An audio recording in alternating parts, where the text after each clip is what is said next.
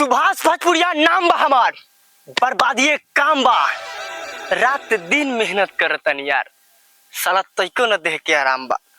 10 दूर बेचाइल बा, अभी लागत 10 दूर और बेचाई। अब बेचना भाई, दारू पियल जाई।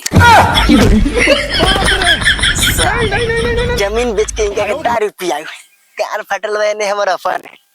करे जा तू हमरा के छोड़ के चल गेलू, हमरा कोनो बात के गम नहीं खे, लेकिन अब हम दोबारा मान न पटाए दादा। अब हमरा गांव में तो हम नहीं के।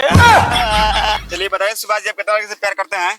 हम अभी तक तो 3 लड़की से प्यार करते थे, जिसमें से एक धोखा देके चली गई और दूसरा किसी और से प्यार करती थी, इसी कारण उसको छोड़ दिया, और तीसरा मुंह में घुसा था। आप जिंदगी के किस मोड़ तक पहुंच चुके हैं?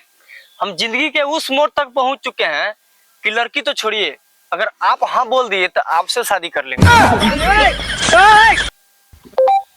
जाए के न मन करे तोहरा से दूर हो, पैसे के कारण रानी बानी मजबूर हो।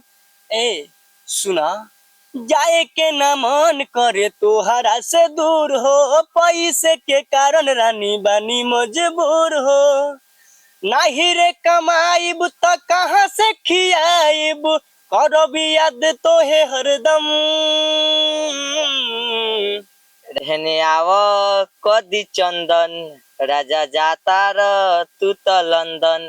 रहने आव कदी चंदन, राजा जाता र तू तो लंदन। गूगल ये वाला गाना।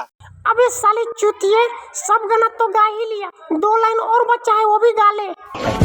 1 सेकंड। अच्छा आप बताइए, लोग मेला क्यों जाते हैं? लोग मेला जाते हैं माल पटाने। कहाँ से आते हैं? करे जा हमरा के छोड़ के तू दूसरा के हो गेलू जा। जब करी मोट के बांस तो बाद में करबू हमारे आस। जा भोसरो। हाँ तो आप वीडियो बनाते हैं? हाँ। और तो कड़ा कितना साल से वीडियो बना रहे हैं? लगभग 7-8 साल से। अब तक वायरल हुए कि नहीं? अब तक वायरल तो नहीं हुए हैं। तो 7 साल से गाने वाला है, सभी लोग वायरल नहीं हुए। ये फंस गया, इस पार्टी की मीटिंग समझ के फंस गया। देखो ना पापा, हमरा से लड़कीए ना पटले, सब काला काला कहले। बताओ बाग साला, जब हम खुद काला है तो तू कहाँ से गोरा हो जा भाई।